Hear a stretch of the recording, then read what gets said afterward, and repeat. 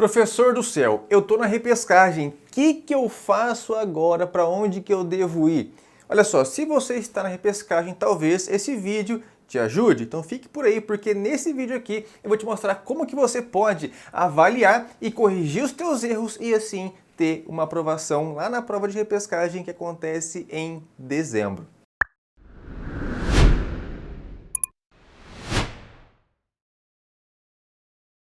Olá meus queridos, olá minhas queridas, sejam bem-vindos, sejam bem-vindas a mais um vídeo. Se você está pelo YouTube, já deixa aqui embaixo o seu like porque me ajuda muito. E se está pelo Instagram, também deixa aqui o seu like porque isso faz com que o vídeo atinja mais pessoas, beleza? Esse vídeo aqui é para você que está na repescagem, para você que já sabe que está na repescagem e não sabe como que deve se preparar a partir de agora, né? Mas já te adianto, quando você percebe, quando você vê que está na repescagem, automaticamente vem aquela frustração, né? É natural, afinal de contas, quando a gente faz uma prova, a intenção é passar naquela prova. É claro que a repescagem não é o melhor cenário possível, afinal de contas, o melhor cenário possível é a aprovação em si, mas também não é o pior cenário, afinal, você já sabe que o pior cenário é a reprovação. Então, ainda que não seja o melhor cenário, ainda é um cenário muito bom e a boa notícia é que daqui até dezembro tem um longo chão, uma longa caminhada para você se preparar para a sua prova.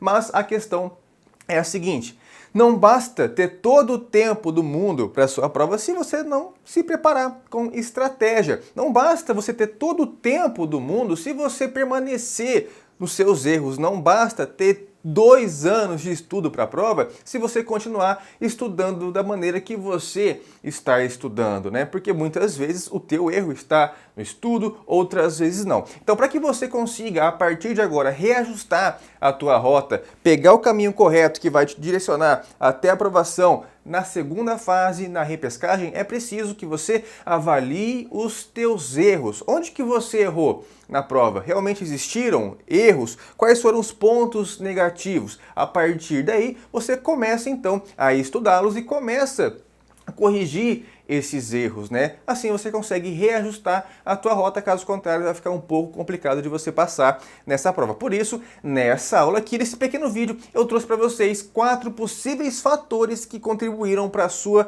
reprovação. Eu não vou dizer reprovação, mas sim não aprovação, né? Nesse momento, porque a aprovação virá, você ainda não está reprovado, né? Você ainda está na fase de reaproveitamento. Então aqui eu selecionei 4 possíveis fatores que são fatores comuns, né? Que eu observo nos meus alunos, nas pessoas que chegam até mim, né, no meu curso, porque estão na repescagem. Costumo trocar uma ideia com elas quando elas chegam na mentoria e assim eu consigo observar que esses são os principais fatores. São só esses?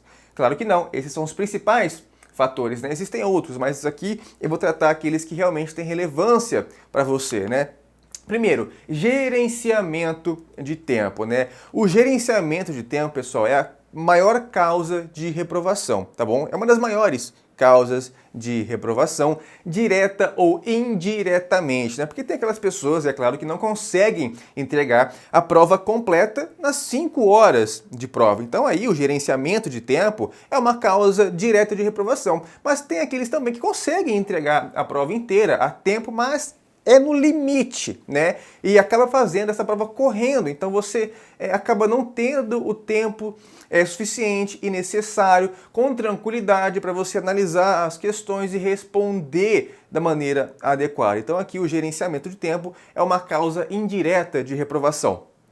O ideal que eu sempre digo para vocês, pessoal, lá no curso, na nossa segunda fase, é o seguinte: o ideal é que você consiga fazer a sua peça prática profissional em 3 horas e deixe 2 horas para as questões. Assim, né, como são 4 questões, você teria meia hora para cada uma das questões. Tempo mais do que suficiente, né? É claro que é óbvio que você não consegue calcular, né, milimetricamente esse teu tempo, você não consegue ter esse tempo perfeito. Isso aqui é uma coisa que a gente busca, né? É o dever ser, não é o é. Então você tem que buscar esse tempo. O ideal é 3 horas e meia hora para cada questão. É o tempo mais do que adequado, né?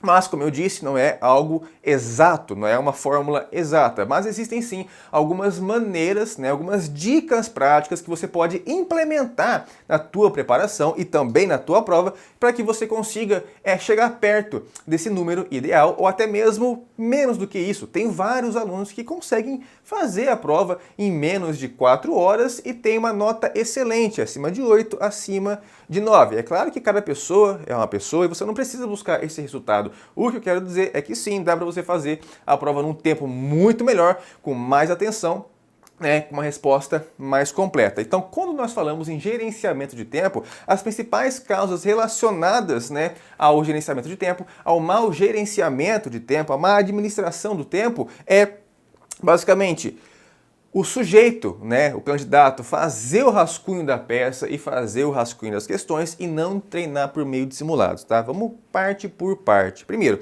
em relação ao rascunho, eu sempre digo, sempre vou repetir e sempre vou insistir, não faça o rascunho da sua peça e também não faça o rascunho das suas questões, né? Muitos alunos, assim que recebem o caderno de provas, o que ele faz? Ele faz o rascunho inteiro da peça para que depois ele passe a limpo no caderno de respostas definitivo. Não faça isso, porque se você fizer isso, não vai dar tempo de entregar a tua prova dentro das 5 horas, ok? No lugar do rascunho, estruture a sua peça, faça um esqueleto da sua peça, anote as teses que você vai alegar e coloque na ordem que você vai alegar. Aí depois você faz a peça propriamente dita na sua folha de respostas definitivas. A mesma coisa acontece com as questões, não faça o rascunho inteiro das suas questões para que depois você vá lá e passe a limpo. Isso aí vai consumir, vai morder muito tempo seu e você vai acabar ficando para trás, ok? Então não faça rascunho.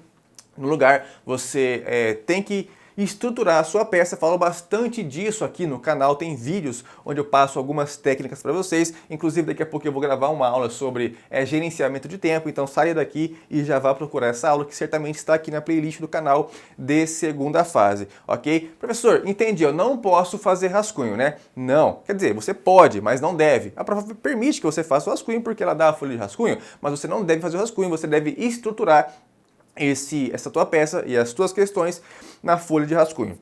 Aí você diz o seguinte, você pode me dizer o seguinte, professor, eu sou muito insegura em relação ao meu texto, eu preciso necessariamente fazer o rascunho. Não, você não precisa fazer o rascunho. Essa insegurança é normal e tem uma forma de você trabalhar ela, que é por meio de simulados. Sim, os simulados são as ferramentas pelas quais você vai trabalhar o teu gerenciamento de tempo. É isso aí, os simulados são essenciais na sua preparação, né? Eu costumo dizer que a função secundária dos simulados é avaliar o teu conhecimento. E a função primária dos simulados é fazer com que você aprenda a gerenciar o teu tempo de prova, né? E para isso você não pode fazer um simulado, um treino de simulado meia bunda, né? Tem que fazer um simulado de verdade. O que é um simulado de verdade? É você sentar a bundinha na cadeira, é você cronometrar as exatas 5 horas de prova. É isso mesmo. Tem pessoas que começam a fazer o simulado hoje e acabam de fazer o simulado amanhã. Tem pessoas que começam a fazer o simulado hoje, faz só as questões e não faz a peça. Outras pessoas fazem só a peça e não fazem as questões. Está errado, de nada adianta. Se você vai fazer o teu simulado assim, nem faça, nem comece, porque não vai servir para bosta nenhuma, ok? Então não faça isso, faça de verdade. Senta a bundinha na cadeira, cronometre ali as 5 horas de prova e faça a peça inteira juntamente com as questões, né? No começo o tempo vai ficar apertado, mas no segundo, terceiro, quarto simulado você já vai estar gerenciando melhor esse tempo nas 5 horas, beleza? Então essas são as minhas dicas para você gerenciar melhor o seu tempo se o teu problema foi o gerenciamento de tempo, né? Agora, se o teu problema for a dificuldade na peça, aí é outra situação, né? Tem pessoas que conseguem gerenciar bem o tempo, mas tem uma dificuldade tremenda na realização da peça. E quando eu falo dificuldade na peça, essa dificuldade pode se desdobrar em 2 tipos de dificuldade. Dificuldade na identificação da peça propriamente dita e dificuldade na identificação das teses, né? Se a tua dificuldade é a identificação da peça, o teu problema pode ser, né, e na maioria das vezes é, um conhecimento deficitário na matéria de procedimentos, né? Então você lê o caso prático profissional e você não consegue identificar qual é a peça prática que aquele caso está trabalhando. Esse é um problema muito raro, é uma dificuldade muito rara porque é fácil você identificar as peças práticas profissionais se você está com um bom método de estudo, se você está com um bom curso, né? Então geralmente esse não é o problema, mas ainda assim acontece. E se for o teu caso, o teu problema pode ser solucionado por meio do estudo da matéria de procedimentos. Quando você entende a matéria de procedimentos, você sabe você sabe quais são os atos, né? Qual é a sequência de atos dentro do processo. E quando você lê o caso prático profissional, você sabe automaticamente onde que você está situado no processo, sabendo qual foi o último ato do processo e consegue prever qual é o ato posterior e, portanto, saber qual é a peça adequada. Então, estude procedimentos. Procedimento especial, procedimentos especiais, procedimento comum, ordinário, sumário, procedimento sumaríssimo. Isso certamente vai fazer você identificar essa peça prática profissional. Mas acontece que, muitas vezes, né, o problema do aluno não é a identificação da peça, e sim a identificação das teses. E aqui o problema é um pouco mais complicado, é um pouco mais grave, né? Não é um problema que é impossível de ser resolvido, muito pelo contrário, você resolve esse problema aqui até facilmente, mas é um trabalho um pouco mais árduo. Então, se você tem dificuldade na identificação das teses, você lê lá o teu caso prático profissional, não sabe se é uma tese de mérito, não sabe se tem ali ou não tem tese, o teu problema é um pouco mais fundo. Isso aqui geralmente é uma deficiência em direito penal e ou direito processual penal. Não tem para onde correr. Se você lê a tua prova e não identifica as teses, não sabe se isso é uma legítima defesa, não sabe se isso é um estado de necessidade, não sabe se isso é um princípio da significância, não sabe se isso é uma causa de diminuição de pena, não sabe se isso é uma agravante, se isso é uma atenuante, se é uma excludente de licitude, se é uma excludente de culpabilidade, se é uma extinção da punibilidade, se é uma nulidade. Isso é um problema de deficiência em penal e processo penal. E não importa o quanto você faça a prova e o quanto você faça simulados e questões, você não vai sair do lugar que você está, né? Eu, por exemplo, eu não estudo por questões. Eu tenho os meus estudos, mas eu não estudo por questões, né? Eu até utilizo as questões como complemento. Por quê? Porque se o cara só estuda por questões, é muito difícil, né, ele evoluir nos estudos. Por quê? Porque as questões não vão te dar a visão geral sobre o assunto. Dificilmente você vai conseguir entender como que a matéria se estrutura, né? Então, aqui nesse caso, se você tem esse problema, não importa a quantidade de provas que você resolva de exames anteriores, você vai ficar no mesmo nível. É provável, tá, que você fique no mesmo nível que você está. Então, você tem que levar a sério o teu estudo em direito material e direito processual, para que você saiba quais são as teses, né? Quais são as teses preliminares, quais são as teses de mérito e quais são as teses subsidiárias. Inclusive, sobre esse tema, tem uma aula aqui no canal, né? Procura aqui, playlist de segunda fase, é uma aulinha com a capa azul, escrito teses, né? As teses da segunda fase, onde eu passo uma visão geral para você sobre elas, ok? Então, se for problema na identificação da peça, pode ser resolvido com o estudo, né, de procedimentos. Se o teu problema é identificação das teses, é um pouco mais fundo esse problema e você tem que trabalhar o estudo em penal e processo penal, beleza? Agora, pode ser que o teu problema não seja o gerenciamento de tempo e também não seja a dificuldade na peça, e sim dificuldade nas questões, né? Quando falamos em dificuldade nas questões, pode ser que você tenha ido mal, né, na peça e nas questões, mas pode ser também que você tenha ido mal, tenha ido bem na peça e tenha ido mal só nas questões. São cenários completamente diferentes, tá? Primeiro, se você foi mal na peça e mal nas questões, o teu problema provavelmente deve ser o mesmo problema que eu citei no tópico anterior: deficiência em direito penal e deficiência em processo penal. Não adianta, você não vai sair da onde você está se você não levar o teu estudo a sério. Estuda a parte geral, estuda nulidades, estuda causas de extinção da punibilidade, estuda ilicitude de prova, estuda fato típico, estuda licitude, estuda culpabilidade, estuda penas. Aí sim você vai conseguir sair do zero e ter um melhor aproveitamento. Lembre-se da minha aulinha de teses, corre lá, tá? Você vai assistir e certamente vai compreender melhor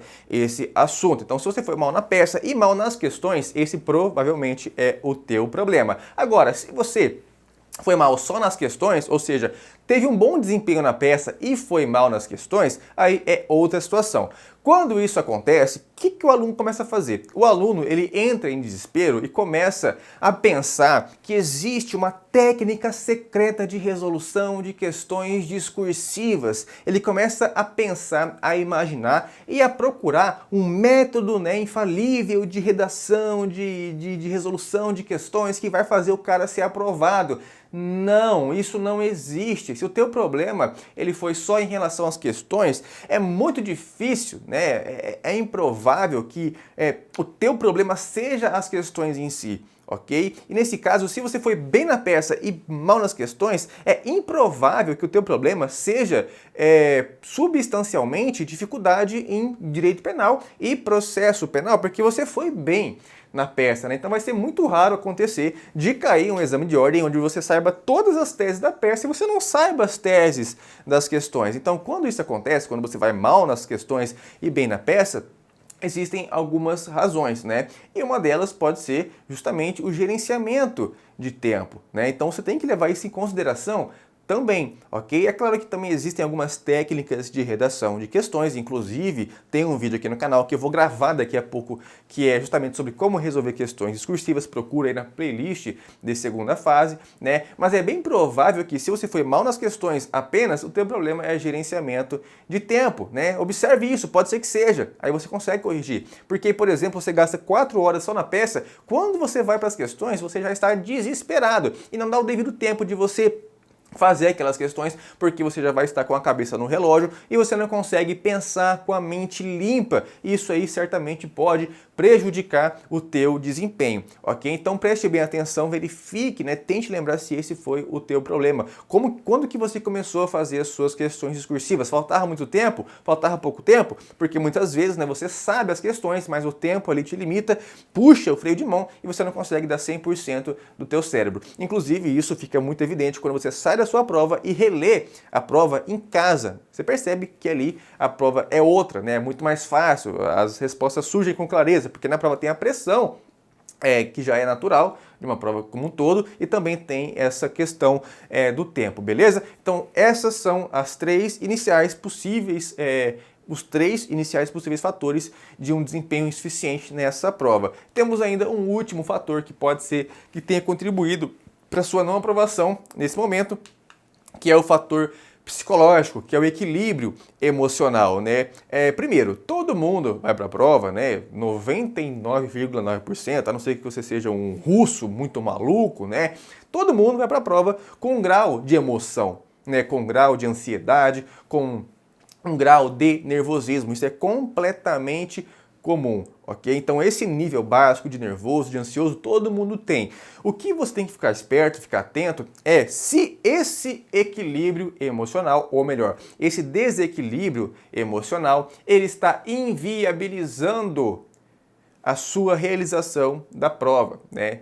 Ele está inviabilizando completamente a realização dessa prova. Eu tenho alunos, né, que já me relataram que no meio da prova tiveram que sair para ir no banheiro porque deu um piriri, deu uma dor de barriga tremenda, filha da mãe, e não consegui voltar para a prova. Nesses casos, né, eu recomendo que você procure um profissional de saúde mental, um profissional da psicologia, porque isso aqui está inviabilizando a sua realização da prova, né? Então, se você não está conseguindo fazer a prova, eu recomendo que você procure um profissional de psicologia. Mas pode ser que você esteja entre esses dois termos, né? Entre aquele nível emocional normal, de ansiedade básica que todo mundo tem, aquele friozinho na barriga, e essa inviabilidade de prova, talvez você esteja aqui no meio, que é aquela situação onde você está nervoso, consegue fazer a prova, mas aí esse nervosismo implica no seu raciocínio, implica no seu gerenciamento de tempo, e aí, amigo, você vai ter que lidar com isso, você vai ter que aprender a lidar com isso, com os simulados. Certamente agora,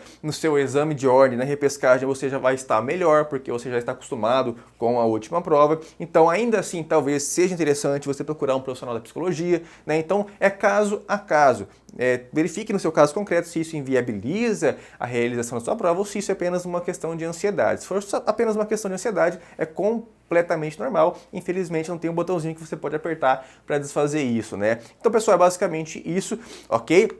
Se você está interessado, né, em talvez conhecer um pouquinho mais sobre o nosso curso de segunda fase, sobre o Método Prodígio, clica no link que está aqui na descrição do vídeo, se você está pelo YouTube, ou se você está no meu Instagram, clica no link que está na minha bio, ok? Aqui embaixo tem os links todos para você conhecer o curso completo, correção individualizada de peças, simulados, videoaulas, apostilas, né, e mentoria ali individualizada. Você fala diretamente comigo por meio de WhatsApp, ok? Então basta você conhecer aqui o curso. Vou ficando por aqui. Se não curtiu o vídeo, curta, se inscreva no canal e deixe um comentário aqui se você gostou desse vídeo, beleza? Até mais, fui!